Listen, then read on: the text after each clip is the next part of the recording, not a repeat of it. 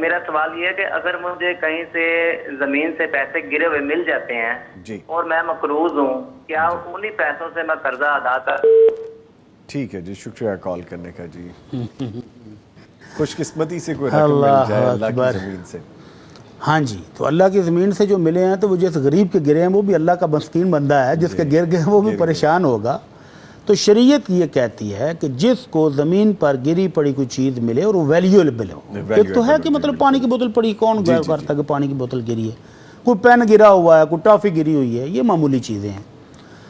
اگر کوئی قیمتی چیز ہے، جیسے وہ کہتے ہیں پیسے ہیں، ویلیویبل چیز ہے، تو شریعت کہتی ہے 1 سال اس کا اعلان کیا جائے۔ پہلے اس کا والیٹ، اس کا کلر، اس کا سائز، یہ ساری چیزیں سیو کر لے اپنے پاس۔ رقم 1 سال تک اعلان کرنے کے بعد اپنے خرچ میں لے آئے۔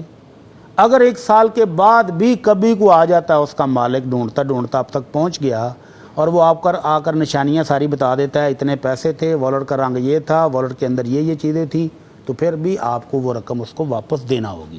اگر وہ بالفرض سال کے بعد بھی نہیں آتا تو پھر آپ اس کو اپنے استعمال میں لا سکتے ہیں، لیکن سال اعلان کرنے کے بعد، ٹھیک ہے، سال سے پہلے آپ استعمال نہیں کر سکتے۔ یہ مجھے اپنا ایک ایکسپیرینس یاد آ گیا۔ ایک مرتبہ مجھے چابیوں کا گچھا باقاعدہ ملا، کافی بڑا، اور اس پہ باقاعدہ ایڈریس لکھا ہوا تھا، سبحان فون اللہ۔ نمبر لکھا ہوا تھا۔ بڑی صاحب، یہ بہت پرانی بات ہے، مجھے یاد آ گیا اپنا ایکسپیرینس، میں وہ گھر تک پہنچا کے آیا۔ سبحان ان اللہ۔ کے that was very much far away, دور اچھا، تھا۔ ابھی آج حاجی جا رہے ہیں نا، حج کے موقع پر تو بہت لوگوں کا سامان گم ہوتا ہے، جی۔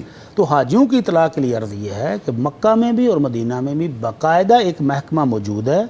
اگر آپ کو کوئی چیز مل جائے تو آپ وہاں پر جمع کروا سکتے ہیں، اور اگر آپ کی گم ہوئی ہے تو آپ اس سٹور سے رابطہ کر سکتے ہیں کہ میری فلاں چیز فلاں نوعیت کی تھی، فلاں والیٹ تھا، اتنے پیسے تھے۔ اگر کسی شخص نے وہ وہاں جمع کروائی ہوگی تو آپ کو وہاں سے مل بھی سکتی ہے۔